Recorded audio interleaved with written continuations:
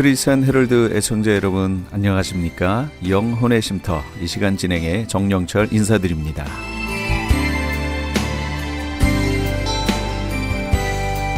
크리스천 헤럴드는 신문을 시작으로 라디오, 이제는 공중파 채널인 18.88을 통해 텔레비전으로도 함께 하실 수 있습니다.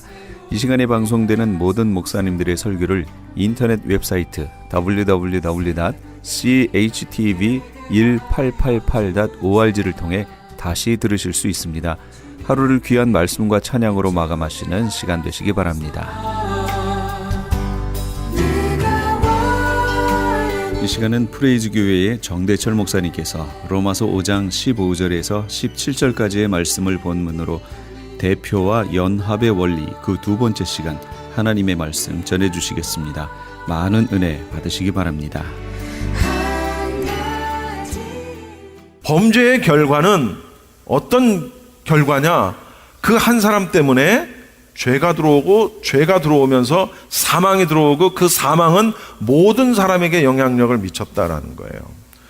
그러면 반대로 하나님의 은혜, 하나님의 은총은 어떤 결과를 낳았느냐? 거기 또 말씀에 나오는 거예요. 하나님의 은혜와 또한 한 사람 예수 그리스도의 은혜로 말미암은 선물은 15절에 여기서 하나님의 은혜, 예수 그리스도의 은혜 그리고 선물 마치 다른 것처럼 표현이 됐지만 같은 거예요.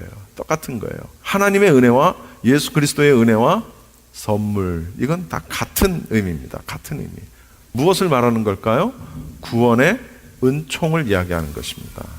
성부 하나님이 구원을 계획하시고 그 계획하신 은혜를 예수 그리스도께서 구속의 사역을 통해서 실현하시고 그런 의미입니다. 그리고 그와 관련된 선물, 그에 따른 선물, 그 선물이 어떻게 됐다고요? 많은 사람에게 넘쳤느니라.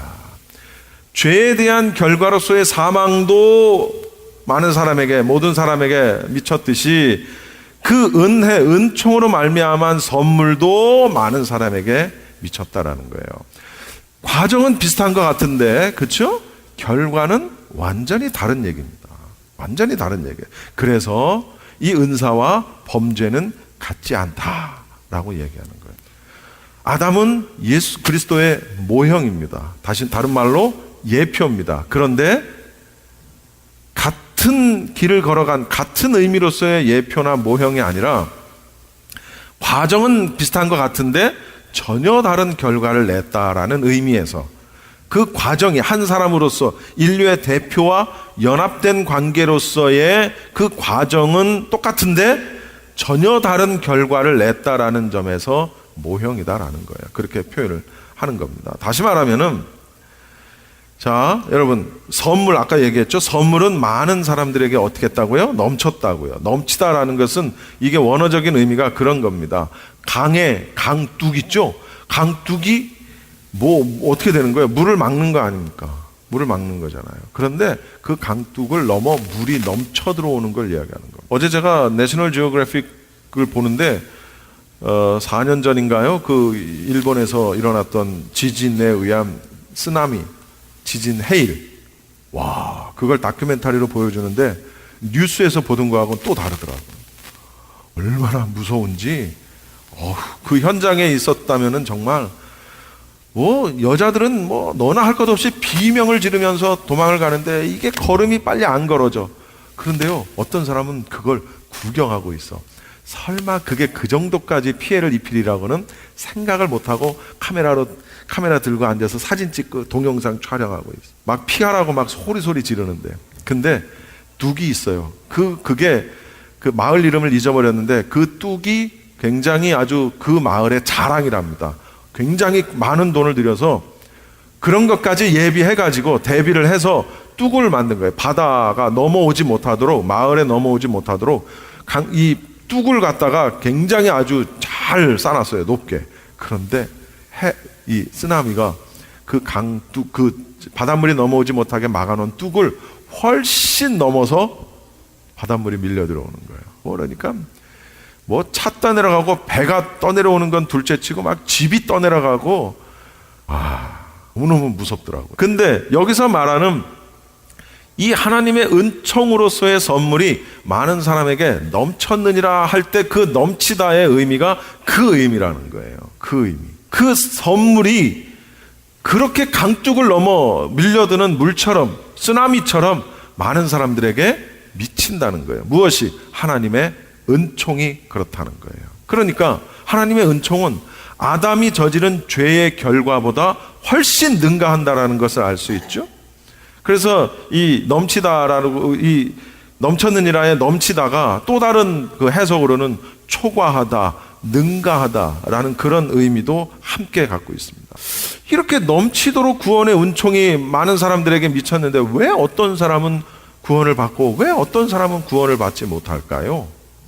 희한하죠? 간단한 겁니다. 예수님을 믿지 않으니까 구원을 못 받는 거지 뭐. 예수님이 나의 대표가 되신다는 사실을 믿지를 못하는 거예요. 아니, 그 이전에 아담이 인류의 대표라는 사실조차도 믿지를 못한다는 거죠. 그러다 보니까 예수님을 믿을 수가 없고, 예수님을 믿지 않으니까 예수님이 우리에게 허락하셨던 피의 대속의 속죄 믿을 수가 없는 거예요. 믿을 수가 없는 거예요. 이 선물입니다, 이것이. 16절 말씀 한번 읽어봅시다. 16절 다 같이 시작. 또 이 선물은 범죄한 한 사람으로 말미암은 것과 같이 아니하니 심판은 한 사람으로 말미암아 정죄에 이르렀으나 은사는 많은 범죄로 말미암아 의롭다 하심의 이름이니라. 자, 저를 보십시오. 여기서 또 두 단어가 나와요. 심판이라는 단어가 나와요. 그리고 또 은사라는 단어가 나옵니다. 선물인데, 그럼 심판과 은사의 차이점이 무엇이냐라는 걸 한번 먼저 살펴봐야 되겠죠. 제가 아주 쉽게 이렇게 설명을 해보겠습니다. 우리 교회가 창고라고 합시다. 우리 교회가 창고에 여기 물건이 많이 쌓여 있습니다. 그런데 우리 창고에 불이 났어요. 불이 났는데 이 창고에 화재를 일으킨 최초의 상자가 쌓여 있는 창고라고 칩시다. 이 창고에 화재를 일으킨 최초의 상자 하나에 붙은 그 불, 느닷없이 전체가 다 타진 않을 거 아니에요. 무언가 하나에서부터 시작할 거 아니에요.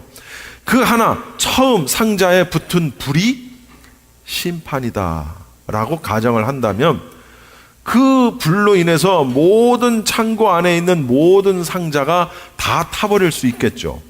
그런데 그것이 다 타버리기 전에 그걸 불을 끄는 것, 그걸 은사다 이렇게 얘기하는 겁니다. 훨씬 이해하시죠?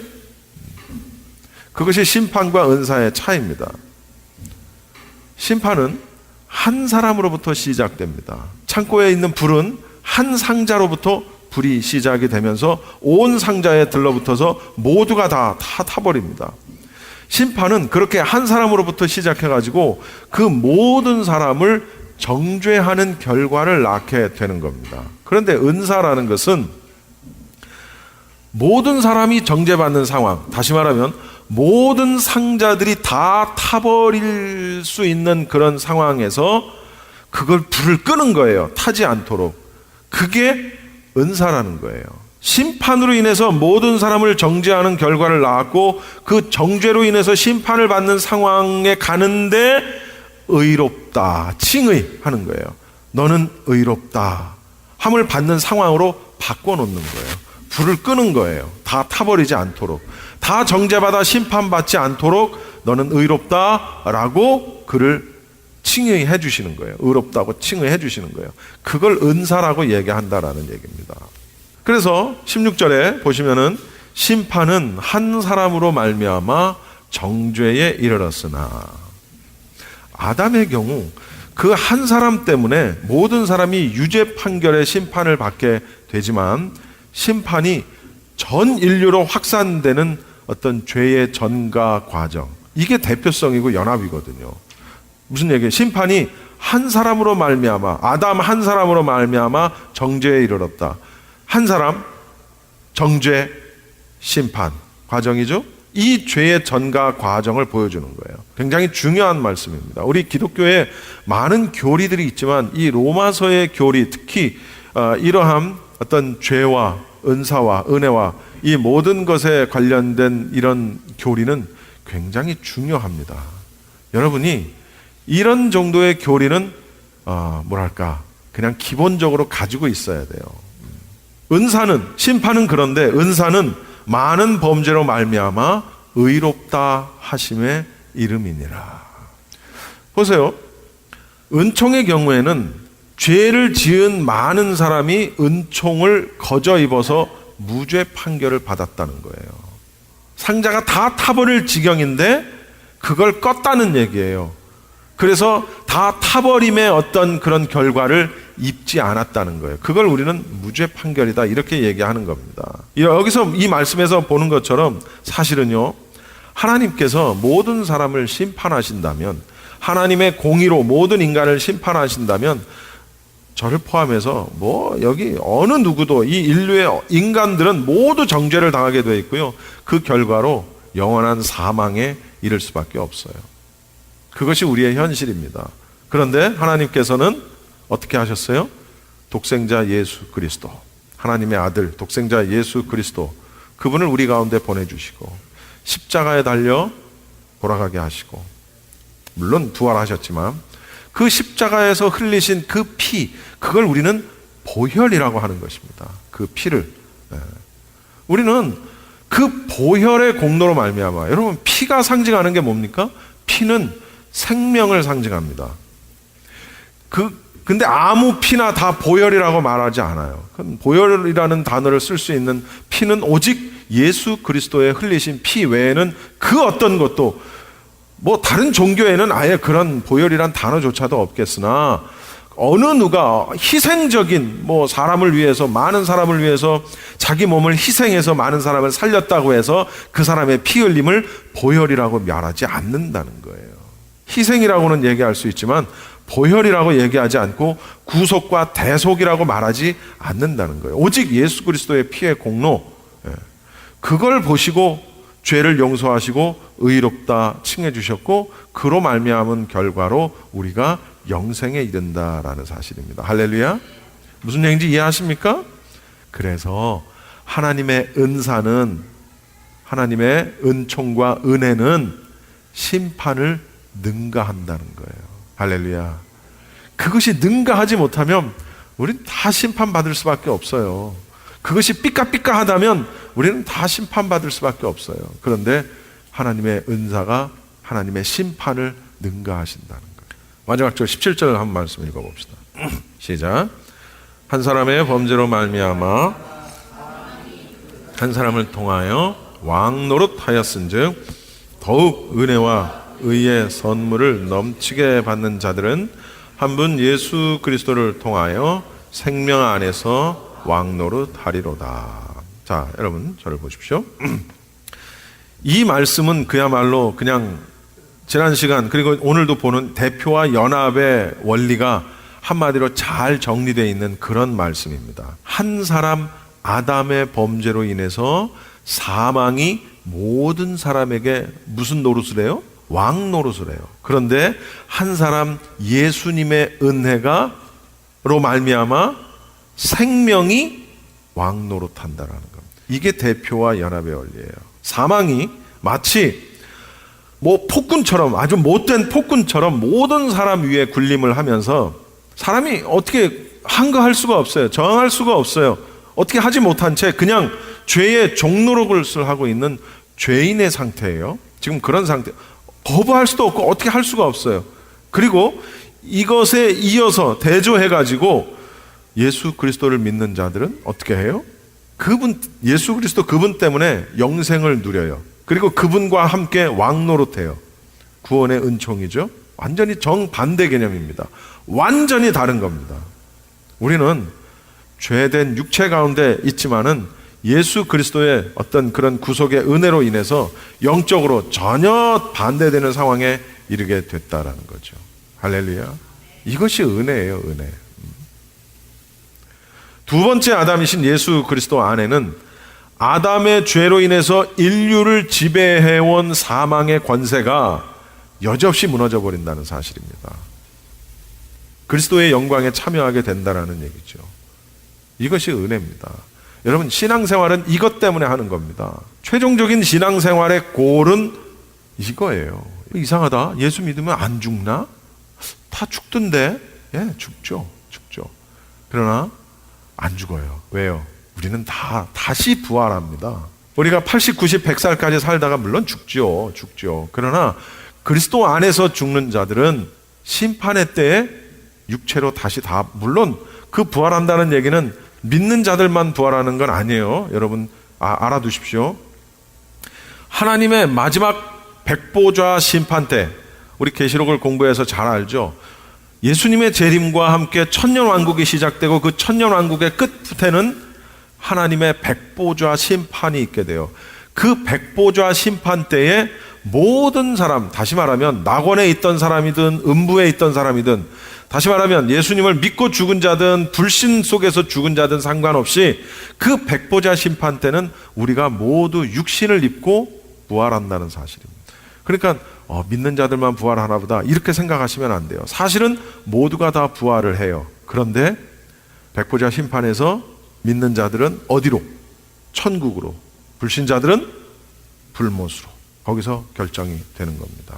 그리스도의 영광에, 천국이라는 이름으로 그리스도의 영광에 참여하게 되는 거죠. 이것 때문에 신앙생활을 하는 거예요. 여러분, 우리가 조금 괴롭고 조금 힘들어도 그런 소망을 가지고 우리가 사는 거예요. 그런 소망이 우리의 신앙이라는 거죠. 말씀의 결론을 맺겠습니다. 대표와 연합의 원리, 원죄라는 것은 대표성에 뿌리를 두고 있다라는 사실을 알아야 합니다. 인류의 대표로 아담이 범죄했기 때문에 그의 모든 후손들이, 우리도, 그리고 우리 이후에 태어날 인류도 죄의 종이 될 수밖에 없다라는 논리죠. 여러분, 이 논리는요, 특별히 내가 똑똑하다, 내가 지식이 있다, 지식인이다라고 자부하는 사람들은 이 원죄의 교리를 받아들이기가 무척 힘듭니다. 심지어 교회를 다니면서도 이러한 어떤 그 교리는, 원죄의 교리는 참 받아들이기 쉽지 않은 그런 교리입니다. 왜냐하면 내가 하지 않았다는 거예요. 중요한 건 그겁니다. 내가 지은 죄에 대한 결과로서 심판을 받고, 내가 지은 죄에 대한 회개, 얼마든지 내가 억셉할 수 있고 인정할 수 있으나 왜 내가 짓지 아니한 죄까지 내가 짊어져야 하느냐라는 거죠. 이것은 굉장히 비합리적인 것이고 우스꽝스러운 이야기다라고 말을 하는 겁니다. 여러분, 파스칼이라는 사람이 있죠. 파스칼이라는 사람의 작품 가운데 팡세라는 작품이 있습니다. 이 팡세라는 뜻은 생각이라는 뜻입니다. 팡세가 생각이라는 뜻이에요. 이 사람이 그 작품 팡세에서 이런 글을 썼습니다. 원죄는 인간의 눈으로 보면 매우 우스꽝스럽다. 이성으로는 이 원죄 교리를 이해할 수가 없다. 왜냐하면 이 원죄 교리는 이성에 위배되는 것이기 때문이다. 이성은 자기의 방법으로 원죄를 생각해낼 수 없기 때문이다. 그러니까 많은 좀 지식이 있고 똑똑하다 하는 사람들이 생각하는 그런 원죄에 대한 인식을 파스칼이 팡세에서 그대로 표현을 해놨어요. 아주 정확하게. 우스꽝스럽죠. 너무 웃기잖아요. 어이가 없잖아요. 그렇죠? 우스꽝스럽죠. 맞죠?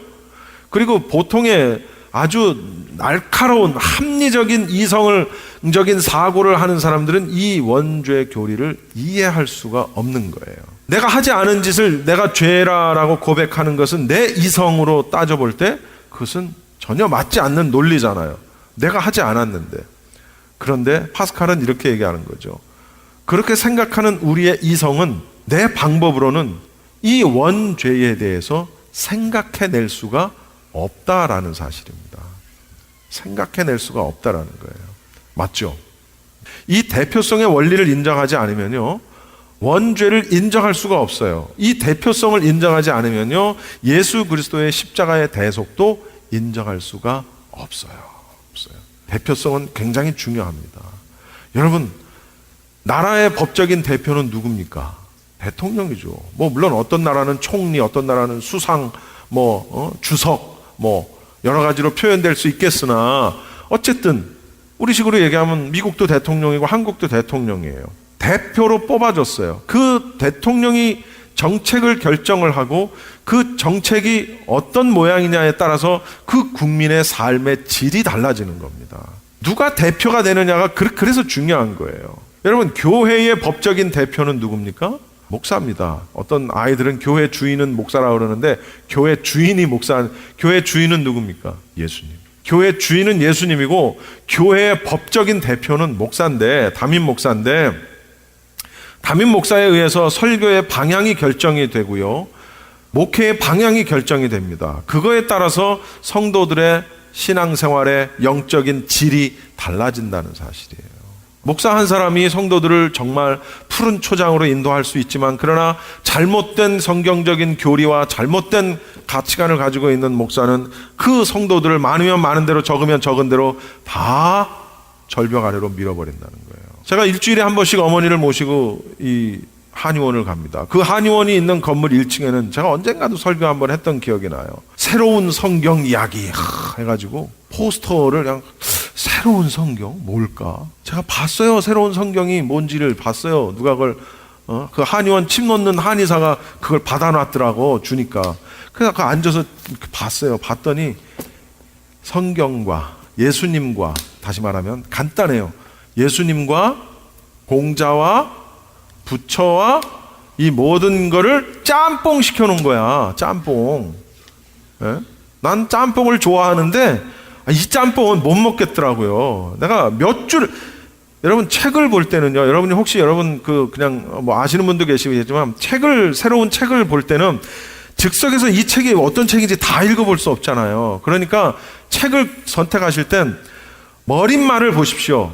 머릿말을 읽고 그 다음에 책 앞이고 뒤고 간에 이렇게 표지, 여기 어디에 저자에 대한 설명과 이 책의 핵심에 대한 내용이 간단하게 요약이 되어 있는 부분이 있습니다. 그 부분을 읽으십시오. 그 다음 머릿말을 읽으십시오. 그 다음 목차를 읽으십시오. 그러면 책을 좀 읽으신 분들은 이게 무슨 내용이구나라는 게 딱 감이 옵니다. 몇 줄 읽지 않고 이거 쓰레기구나 라는 거 금방 알았어요, 제가. 근데 화요일 날마다 갈 때마다 포스터가 붙어 있고 거기가 맨날 문이 열려 있어. 그런데요, 제가 이렇게 보니까 한 40대, 한 50대, 뭐 60대, 한 50대, 60대 이렇게 되는 아주머니들이 한 2줄, 석 줄 앉아가지고 그걸 공부를 하고 있더라고, 말씀을. 그래서 정말. 근데 거기에 내가 아는 사람도 하나 있어. 네. 내가 아는 사람도 거기 하나 앉아 있는 거예요. 갈 때마다 이러고 보면 거기 앉아서 열심히 공부하고 있어. 내가 드는 생각이 뭐냐면, 첫째, 저 다 지옥으로 가는구나. 다 지옥으로 지금 다 손목 발목 엮어, 허리 엮어 가지고 그냥 끌고 가는 거야. 어디로? 지옥으로. 내가 지금 지옥으로 끌려가는 줄 몰라. 그럼 거기 앉아서 하는 거예요. 또 하나 드는 생각, 열심히 해. 열심히. 그래서 가짜는 진짜같이 하고 진짜는 가짜같이 한다는 거예요, 신앙생활을. 그런 가짜들은요, 여러분 여기서 3, 4, 5 짝지어 가지고 길거리 어슬렁 천천히 이런 걸음으로 다니는 멕시칸들, 히스패닉 사람들 봅니까? 그거 다 여호와 증인 아니면 몰몬교입니다. 3, 4, 5 짝지어 가지고 걸음도 빨리 안 걸어. 천천히. 요 걸음으로 걸어, 요 걸음. 그러면서 어느 집이고? 띵동. 우리 집에도 여러 번 왔어요. 그러면서 자기들 교리를 전파하고, 특히 교회 다녀요. 그러면 그 사람들에게 있어서는 그건 타겟인 거야. 교회 다니는 사람들은 더 타겟인 거야. 얼마나 열심히 하는지 몰라요. 성경 공부, 그 성경도 아닌 새로운 성경, 하나님이 한글로 성경을 주셨다. 한글로 주셨대. 헬라어로 주신 게 아니고 한글로 주셨대. 그래가지고 그걸 근데 열심히 공부해. 근데 믿는 성도들은 열심히 성경 공부 안 해. 난 답답할 노릇이지. 가짜들은 진짜처럼 열심히 하는데 진짜들은 가짜처럼 해. 난 이게 정말 답답한 일인 거예요. 말하다가 컴퓨터가 꺼졌네. 여러분, 가정의 법적인 또는 육적인 대표가 누굽니까? 가장이죠. 그것은 아버지일 수도 있고, 아버지가 없는 가정은 어머니일 수도 있고, 가장이죠. 그 가장에 의해서 그 가정의 화목이 결정이 되고요, 그 자녀의 인생이 달라진다는 사실입니다. 누가 가장이냐? 그 가장이 어떤 생각을 하고 있느냐? 그 대표의 원리는 대단히 중요합니다. 여러분이 여기 앉아 있는 한 나를 대표로 여기고 싶지 않아도 여기 앉아 있기 때문에, 연합된 공동체이기 때문에 그냥 인정할 수밖에 없는 거예요. 여길 떠나는 순간 나와의 관계는 끝나는 거죠. 물론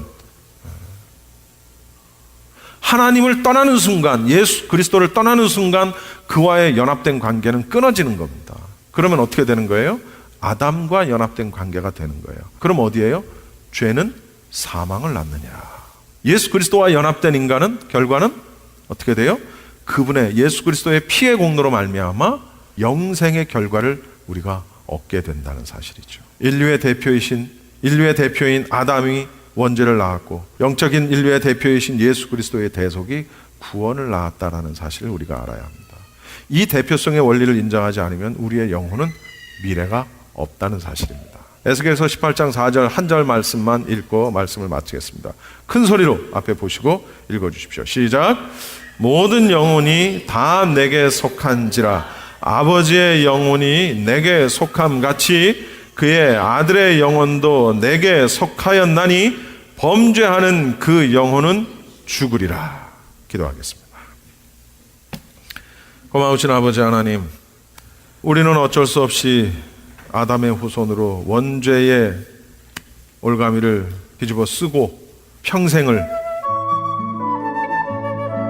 지금까지 LA 한인타운에 있는 프레이즈 교회의 정대철 목사님께서 하나님의 말씀 전해주셨습니다.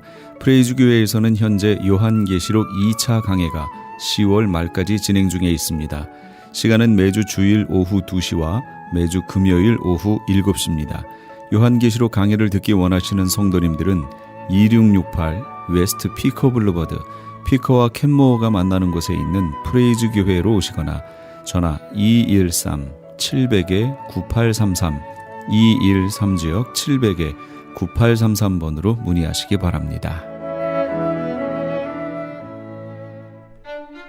시민권 신청, 부모님, 배우자, 자녀 영주권 신청, 취업이민, 종교이민, 학생비자, 신분 변경, 추방유예, 결혼, 공증. 인생이 달린 이 모든 일 어디에 맡겨야 할까요? 한인타운 연장자 센터의 모치 기관인 주눈사랑채 이민법률센터에 맡기세요. 21년 이민법 경력의 박창영 이민국 공인변호인이 성심을 다해 도와드립니다. 올림픽과 윌튼 323-735-7888 323-735-7888.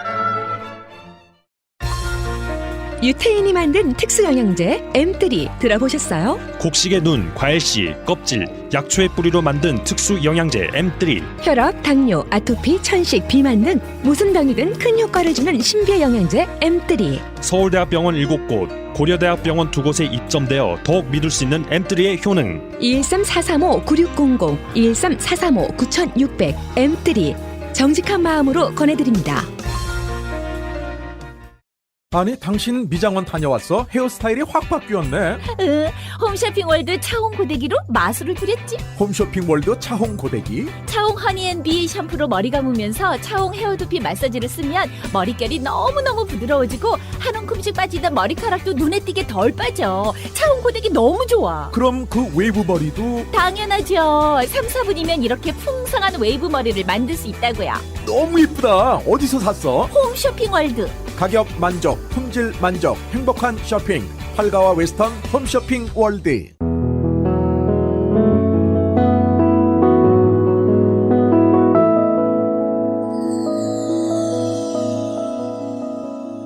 지금 여러분께서는 AM 1650과 인터넷을 통해 미 전역과 전 세계로 방송되는 크리스찬 헤럴드의 영혼의 쉼터 함께하고 계십니다.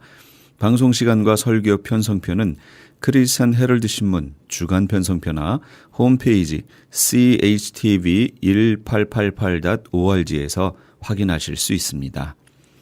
이어서 코너스톤 교회 이종용 목사님께서 여호수아 9장 1절에서 15절까지의 말씀을 본문으로 속임을 당하면 이란 제목의 하나님의 말씀 전해주시겠습니다. 많은 은혜 되시기 바랍니다. 시편 기자처럼 나의 고난이 유익이었습니다. 이 고난을 통해서 내가 주님의 율례를 배웠습니다. 주님의 마음을 배웠습니다. 주님을 닮아가고 있습니다. 이렇게 고백을 할 수가 있는 것이죠. 여러분들, 악의 세력은 늘 공의의 하나님, 진리의 하나님, 그리고 하나님의 백성들을 공격합니다. 그들은 절대 포기하지 않습니다. 여러분들, 우리는 항상 적의 공격의 대상이라고 알고 있어야 됩니다. 전쟁터에 우리는 있는 것입니다. 그렇기 때문에 성경은 뭐라고 말씀하세요? 깨어있어라. 섰다고 생각하는 사람들은 넘어질까 조심하라. 주님을 말씀하는 거예요. 항상 깨어 있어야 됩니다. 그리고 승리한 후에 가장 어려운 순간이 된다는 것을 오늘 말씀을 통해서 우리는 알 수가 있습니다. 자, 깨어 있어야 됩니다.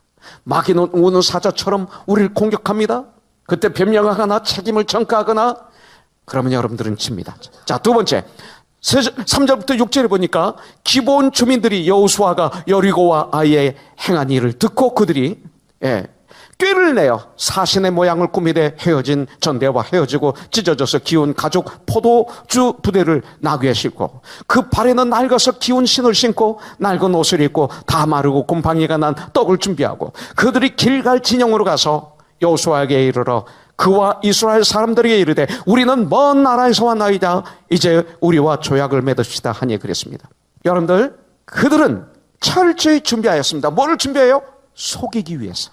마귀는 속이기 위해서 철저히 준비합니다. 그들은 속이기 위해서 철저히 준비합니다. 그걸 우리는 알아야 됩니다. 그 대신 우리는 무엇을 준비해야 돼요?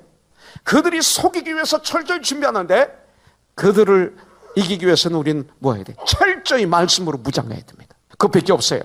에베소서 6장에 보면 나오잖아요. 전신갑주를 입으라.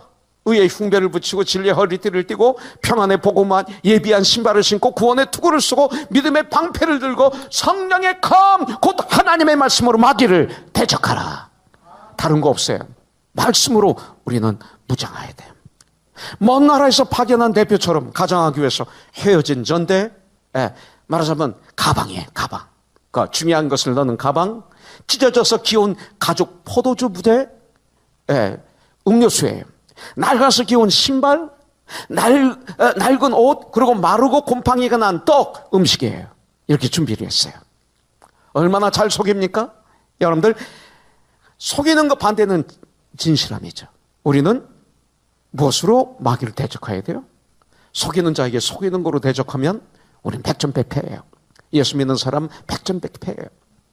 이러한 복장과 도구들은 자신들이 마치 아주 먼 나라에서 오랫동안 여행하여 이스라엘을 찾아온 사신인 것처럼, 대사인 것처럼, 대표자인 것처럼 보이기 위해서 철저히 그들은 계획을 세우고 그리고 준비를 하였다는 것을 보여주고 있어요. 그런데 왜 그들은 무엇 때문에 먼 곳에서 온 것으로 꾸며야 됐을까요? 왜? 신명기 20장 13절부터 18절에 보면 주님이 가나안 땅에 들어가서 어떻게 해야 될지를 명령하신 주님의 말씀이 나옵니다. 이스라엘 백성들이 가나안 땅에 들어가 하나님이 주신 그 땅을 점령하기 위해서 전쟁할 때 그 땅에 있는 그 족속들을 모두 죽이되 가나안 땅에 살지 않는 먼 곳에 떨어져 있는 족속들과는 평화조약을 맺어줬다라고 명령하시고 허락하셨어요. 그래서 이 기브온 주민들은 이 말씀을 아는 거예요. 이 주민들은 이것을 알기 때문에, 하나님 말씀을 알기 때문에 자신들이 가나안 땅에 속한 자들이 아니라 먼 곳에서 온 사람들로 보이기 위해서 헤어진 그 가방, 기운 가죽 부대, 기운 신발, 낡은 옷, 곰팡이 난 떡으로 치밀하게 준비하여 이스라엘 백성들에게 나온 것입니다. 여러분들, 세상은 모든 방법을 동원해서 하나님의 교회를 속이려고 합니다. 그걸 우리는 알아야 돼요. 마귀는 교회를 속이려고 그래요. 너희 중에 양의 탈을 쓴 이리가 있다 그랬어요. 이리는 절대 이리의 얼굴을 가지고 교회에 있지 않아요. 이리는 양의 탈을 쓰는 거예요. 우린 너무나 많은 속임 속에서 그것이 옳은 것처럼 그냥 편하게 세상을 살아가고 있어요. 여러분들, 그래서 세상 사람들이 교회를 보고 교회는 문제야 이렇게 얘기하도록 만드는 거예요. 우리가 깨 있어야 돼요.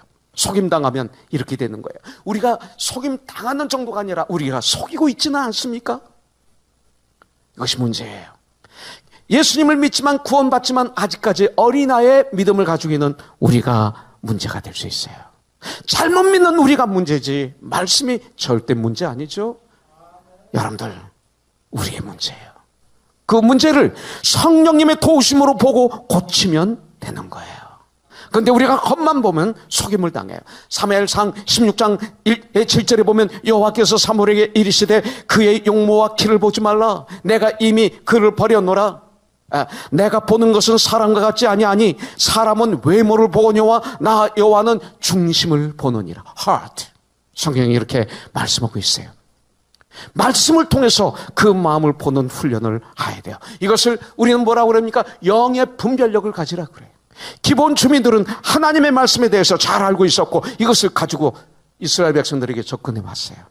예수님께서 공생애를 시작하시면서 40일 동안 광야에서 금식하셨고 기도하셨어요. 그리고 공생애를 시작하셨죠. 그때 40일이 다 됐을 때 마귀가 예수님을 시험했습니다. 그때 마귀가 무엇을 가지고 예수님을 시험했어요? 바로 하나님의 말씀을 가지고 시험을 했습니다. 마귀가 성전 꼭대기에 예수님을 데리고 갑니다. 그리고 거기에 세워놓고 성경 말씀을 이용해서 예수님을 쓰러뜨리려고 그랬죠. 성경에 이렇게 기록이 되어 있지 않은가? 내가 여기서 떨어져 내릴지라도 하나님께서 천사를 보내서 너를 붙들어 준다고 약속한 말씀이 있지 않은가? 예. 내가 정말 하나님의 아들이라면 여기서 뛰어내리라. 예. 그래서 증명해 봐라. 말씀을 가지고 마귀는 공격을 합니다. 우리가 알아야 될 것은 하나님께서 성경을 우리에게 주실 때 마귀들이 성도들을 시험하라고 이 말씀을 주신 것이 아닙니다. 하나님께서 우리에게 성경 말씀을 주신 것은 하나님의 거룩한 백성들이 이 세상에서 그 말씀, 그 진리를 붙잡고 승리하라고 주신 성령의 검, 곧 하나님의 말씀이죠. 분명히 믿습니다. 하나님의 말씀. 그래서 히브리서 4장 12절에 보면 하나님의 말씀은 살아있고 활력이 있어서 좌우에 낯선 어떤 검보다도 예리하여 혼과 영감인 관절과 골수를 찔러 쪼개기까지 하고 또 마음의 생각과 뜻을 판단하나니 하나님의 말씀만이. 에레미야서 23장 29절에 보면 너무나 힘이 나요. 이런 말씀이 있어요. 여호와의 말씀이니라 내 말이 불같지 아니하냐. 불. 예. 바위를 쳐서 부스러뜨리는 방망이 같지 아니하냐. 하나님 말씀이에요.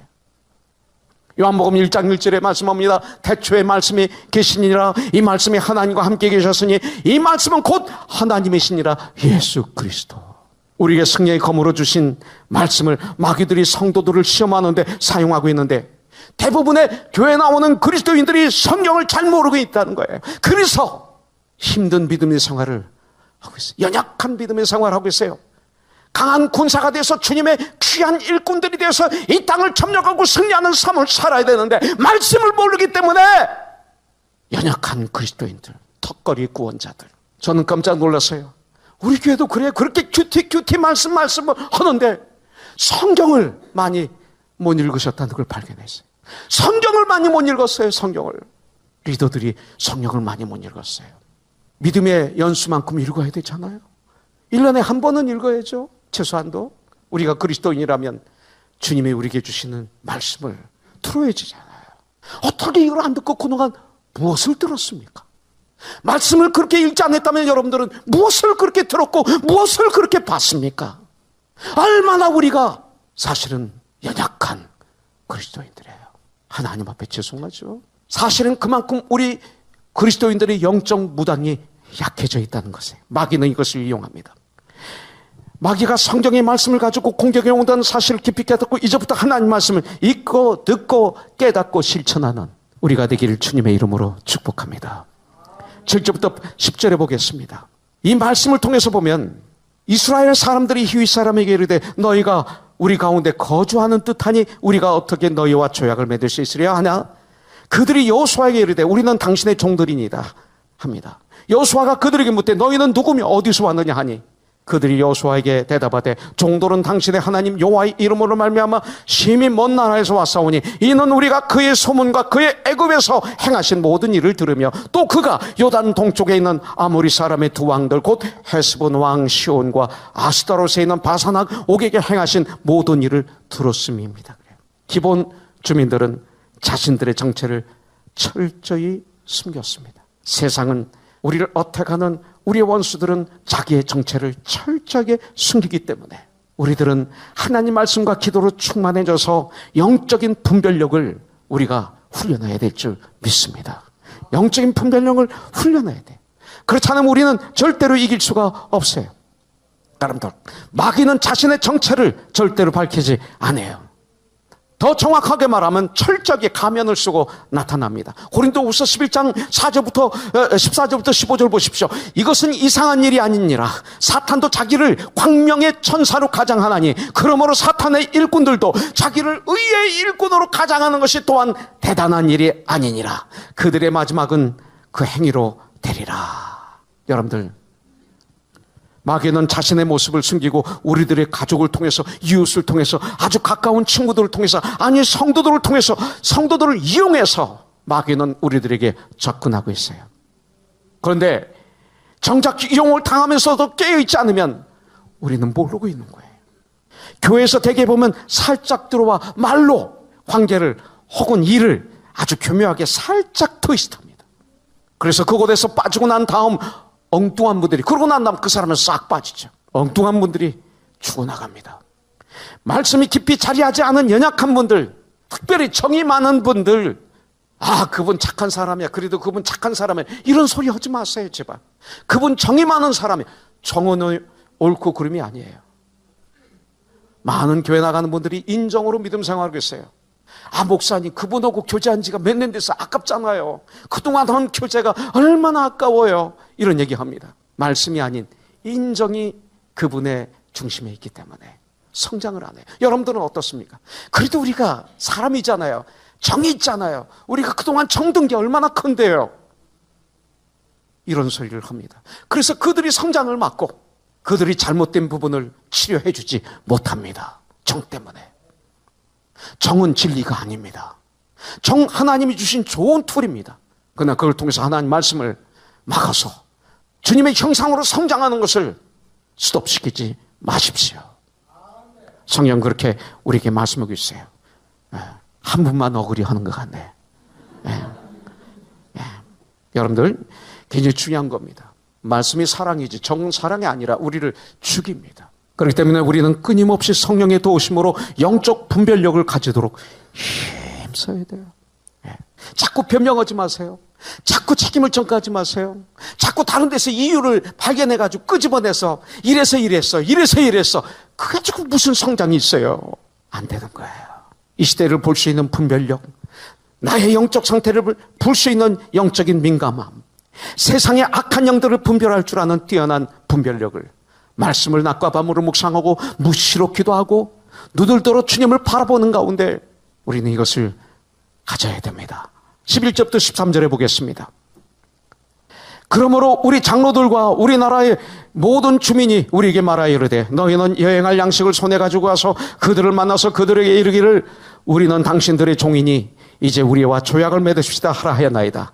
우리의 이 떡은 우리가 당신들에게로 오려고 떠나던 날에 우리들의 집에서 아직도 뜨거운 것을 양식으로 가지고 왔으나 보소서 이제 말랐고 곰팡이가 났으며 또 우리가 포도주를 담은 이 가죽 부대도 새 것이었으나 찢어지게 되었으며 우리의 이 옷과 신도 여행이 매우 길었으므로 낡아졌나이다 한지라.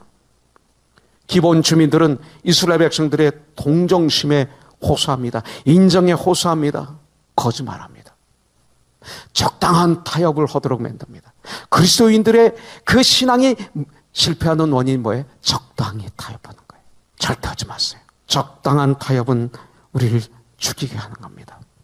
여러분들, 그리고 아까도 말씀드렸지만 그들의 동정심에 호소합니다. 인정에 호소합니다. 불쌍하잖아 쟤들. 성경이 아니에요.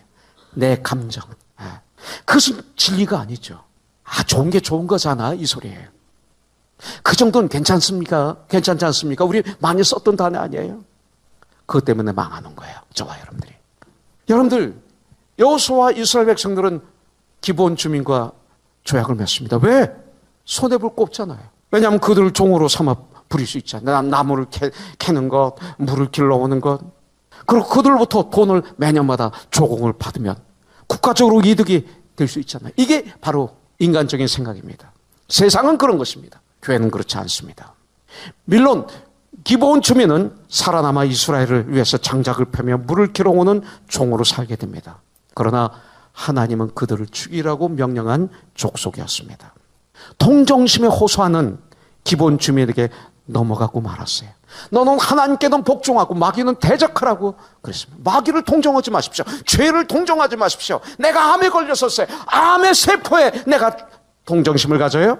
그러면 안 되죠. 과감히 수술해서 제거해내죠. 악한 마귀와 죄의 세력들은 적당한 거짓말 괜찮아. 우리도 인간이잖아. 이렇게 합니다. 적당한 부정 괜찮아. 적당한 세상적 쾌락 괜찮아. 여러분들, 나쁘지 않을 것 같으면서도 삶을 즐겁게 해줄 것 같은 달콤한 유혹, 이렇게 접근하는 것입니다. 왜 우리가 넘어져요? 적당한 타협 때문에. 이것은 괜찮은 거로 크리스천들이 착각합니다. 그 정도는 괜찮잖아요, 목사님. 저도 가끔 하나님, 그 정도는 괜찮잖아요. No, 안 되는 거죠. 그래서 우리 자녀들이 잘못되는, 그 정도는 괜찮아, 나도. 그러다 보니까 어느 날 안 된, 피눈물 흘리는 거예요. 피눈물 흘리는 거예요. 내 자녀들에게는 왜 그들의 옳고 그름이 안 보이는지, 왜 그렇게 인정적으로 보이는지, 동정심으로 보이는지, 내 감정이 연약해져요, 왜 자녀들에게는. 그래서 옹야옹야옹야 하다가 다 죽어가는 거예요. 그게 정이에요. 얼마나 많이 이 정에 넘어갔어요. 요한계시록 7교회 나오잖아요. 라오디게 교회에게 주님이 주신 말씀이에요. 차든지 덥든지 둘 중에 하나를 택하라. 미지근하면 내가 토해서 너를 내치리라. 미지근, 적당한 타협. 대강 했습니다. 이 소리 안 좋은 거예요. 했습니다. 안 했습니다. 이번 VBS 최선을 다했더니 승리를 시작한 거예요. 김진환 집사님이 카카오톡에 올렸는데, 이번 VBS는 어른들의 잔치가 됐습니다. 그래서 왜 잔치였을까요? 김진환 집사가 내가 코너스톤 나온 바람에 어린아이들 행사인데 내가 왜 나와? 안 나오면 이 목사가 또 커설 것 같고, 그러니까 나가서 눈치나 한번 눈도장 찍고 난 갈 거야. 나 사업 바쁜데, 이 사업 주님인데 나에게는 그 어린아이들 그 왜 내가 그렇게 가서 도와주고 그래야 돼? 참 미치겠네 정말. 다른 교회로 옮기든지 해야지. 그러고 나와보세요. 저분 몸살 걸렸을 거예요. 억지로 하면 몸살 걸려요. 목회도 그래요. 그런데 너무 기뻐서 봉사했더니 잔치가 됐어요. 어른들 잔치가 됐대요. 이 말이 뭐예요? 최선을 다했더니, 기쁨으로 했더니, 감사함으로 했더니 잔치가 되었습니다. 맞습니까? 이거예요. 저는 며칠 동안 김준환 집사가 카카오에 쓴 이 글을 잊지 못할 거예요. 이번 VBS는 어른들의 잔치 같았습니다. 안 나오신 분들 미안해요. 이 잔치, 좋은 잔치에 오지 못하고 여러분들은 어디서 무엇을 했습니까? 나는 아이가 없다고요? 우리 교회 아이들이 다 여러분들이 아이들이죠. 가족인데. 여러분들 가장 나쁜 사람 중에 하나가 내 일만 하는 거예요. 교회에서. 그럼 다 무너져요. 교회는. 14절부터 15절. 무리가 그들의 양식을 취하고는 어떻게 할지를 여호와께 묻지 아니하고, 여호수아가 곧 어떻게 할지를 여호와께 묻지 아니하고, 여호수아가 곧 그들과 화친하여 그들을 살리리라는 조약을 맺고 회종 족장들이 그들에게 맹세하더라. 여호수아도 이스라엘의 리더들도 기도하지 않고 행한 죄를 범하였어요. 우리들에게 큰 일이 생길 때 괜찮아요. 큰 일이 생기면 금식하고 기도하고 기도 부탁하고 막 절규하고 통회자복하고 별짓 합니다. 큰 일을 생기면. 근데 문제는 우리에게 뭐예요? 아주 작은 일들. 내가 할 수 있는 문제들. 내가 할 수 있는 것들. 아주 작은 일들. 그리고 일이 잘 됐을 때 그때 기도하지 않는 거예요. 작은 일들은 기도하지 않아요. 그냥 툭툭 하죠. 그래서 마태복음 25장 21절에 보니까 참 잘했다 충성된 종아, 네가 적은 일에 충성했구나. 내가 오늘 많은 걸 너에게 맡기리라. 이것은 천국에서만이 아니에요. 이 땅에서 우리 주님은 작은 일을 보세요. 충성스럽게 그 일을 하는 자에게 큰 일을 맡기는 거예요. 주님은 이것을 보시는 거예요. 그때 우리가 중요합니다. 아주 작은 일들, 말씀과 기도로 그 작은 일들을 해나가야 됩니다. 그럼 마귀에게 속지 않습니다. 아주 작은 문제들, 사소한 문제까지도 모든 것을 하나님께 묻는 훈련을 해야 돼요. 주님, 이게 주님 뜻입니까? 생각을 통해서 주님과 대화하는 거예요. 중얼중얼 주님과 대화하는 거예요. 우리 교회 어떤 분들은 하여튼 틈만 나면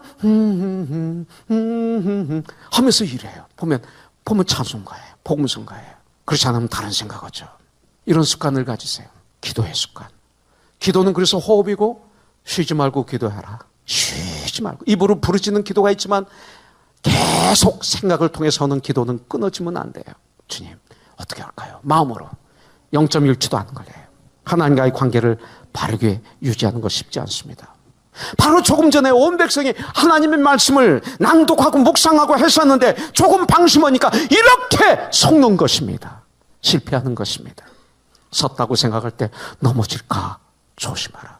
믿음의 주요 우리를 온전하시는 예수를 매 순간 바라보지 않으면 내 생각이 내 감정이 주인이 되어서 나는 쓰러지고 주위를 쓰러지게 하는 사람이 됩니다. 자, 마지막으로 15절. 여호수아가 곧 그들과 화친하여 그들을 살리리라는 조약을 맺고 해종 족장들이 그들에게 맹세하였더라. 18절. 그러나 해종 족장들이 이스라엘의 하나님 여호와로 그들에게 맹세했기 때문에 이스라엘 자손이 그들을 치지 못한지라. 그러므로 해종이 다 족장들을 원망하니. 19절 보니까 여호와의 이름으로 맹세했기 때문에 기본 사람들을 건드릴 수 없다고 합니다. 20절에 우리가 그들에게 맹세한 맹약으로 말미암아 진노가 우리에게 임할까 하노니 이렇게 행하여 그들을 살리리라 얘기합니다.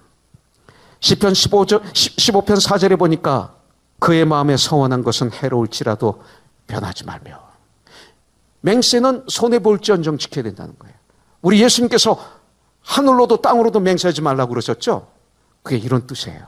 약속하지 말라는 게 아니에요. 결단하지 말라는 거 아니에요. 결단, 맹세, 약속 같은 뜻입니다. 맹세하지 말라는 건 뭐예요? 하나님의 이름으로 맹세하지 말라. 내 이름으로도 맹세하지 말라. 교회 이름으로도 맹세하지 말라. 그 얘기예요. 약속은 해야 돼요. 결단을 해야 돼요. 우리의 삶은 약속의 연속입니다. 그렇잖아요? 오늘 11시 예배 드린다는 약속의 결단에 여러분들은 오신 거예요. 약속의 연속이에요. 베드로가 세 번째 예수님을 부인할 때 하나님의 이름을 대면서 저주하면서 약속을 변명합니다. 내가 예수님의 제자면 난 이렇게 저주를 받으리라. 이런 거 하지 말라 이 소리예요. 그러나 약속은 필요해요. 우린 약속의 연속이에요. 약속을 지키는 자가 크리스찬이에요. 우리 예수의 사람들은 약속을 잘 지켜야 믿음의 사람들이에요. 그때 세상 사람들이 저들은 참 정직하고 신뢰가 되는데, 저 영원 형제가 한 번 얘기하면 두 번 물어볼 필요가 없어. 허지 저분은. 네. 응세 형제가 한 번 예스하면 그 끝난 거야. 더 이상 물어볼 필요 없어. 잊어버려도 돼. 약속을 지키는 사람이야. 신뢰가 가지. 성도는 입으로 말한 것을 반드시 지키는 전쟁을 해야 돼요. 그때 거짓된 세상에서 그리스도인의 모습을 드러내는 거예요. 그래서 고린도후서 5장에서는 예수의 편지라고 그랬고, 예수의 향기라고 그랬고, 예수의 대사라고 성경 말하고 있어요.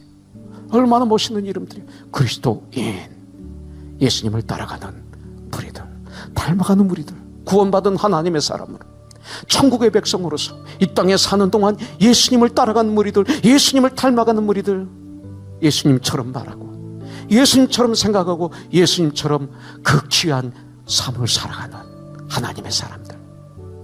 이게 뭐 잘못된 거예요? 아니에요. 성경은 그렇게 말하고 있어요. 우리는 이 땅을 살아가면서 수많은 약속들을 합니다. 못 지킬 수 있어요. 그때 사과하면 돼요. 내가 못 지켰네, 미안해.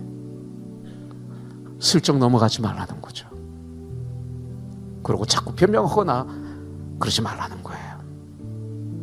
우리 예수님은 변개치 않으신 분이에요. 어제나 오늘이나 영원토록 동일하신 하나님이세요. 우리가 그리스도인으로서 세상 사람들이 신뢰하는 자들이 돼야 저들은 그리스도인이다. 그때 예수님의 증거가 되는 거예요.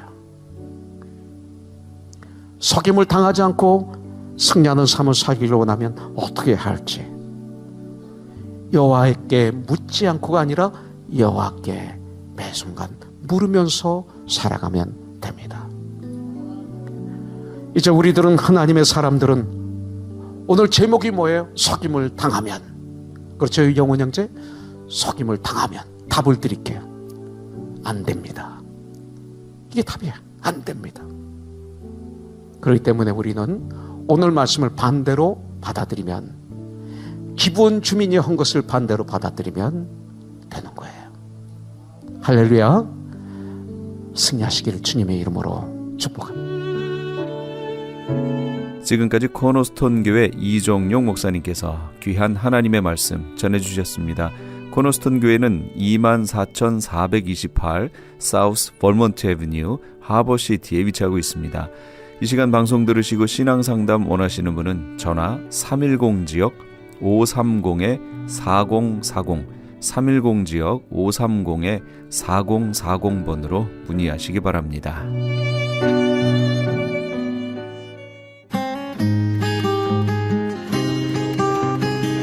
교계 게시판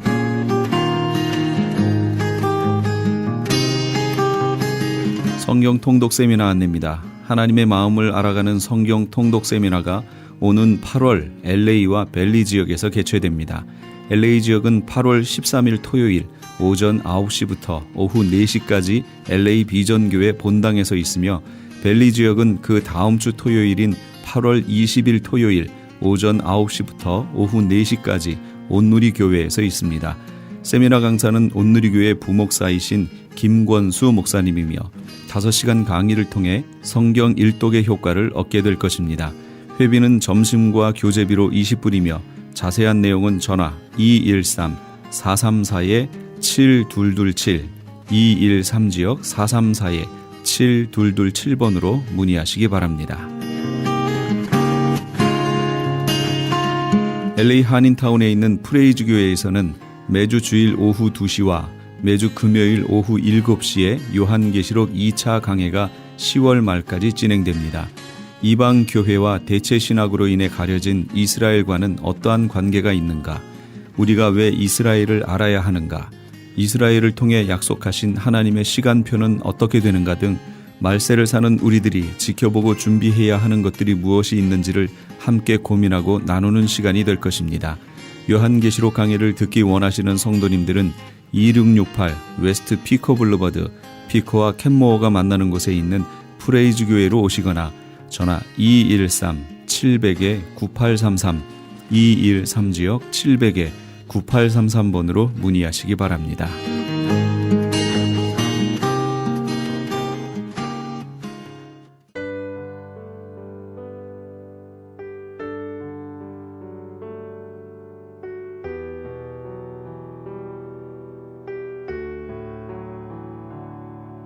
똑같은 일이 어떤 이들에게는 저주가 되고 어떤 이들에게는 기쁨이 될 수 있습니다.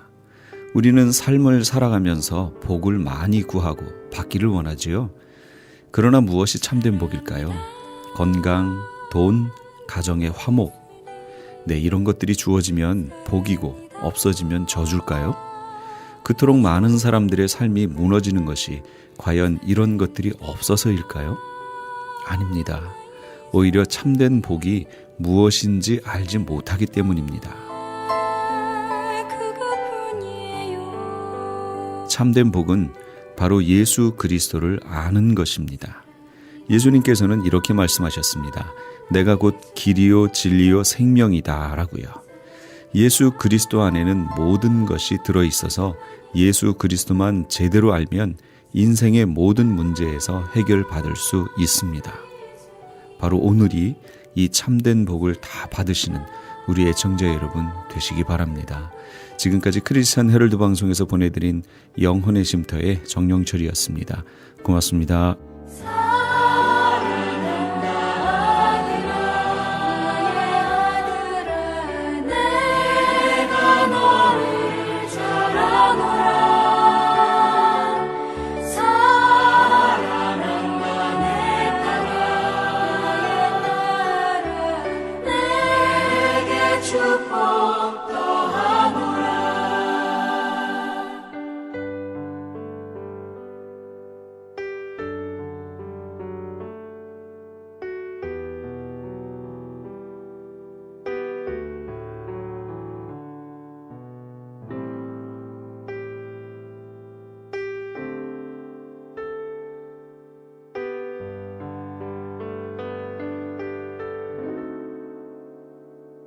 사랑합니다.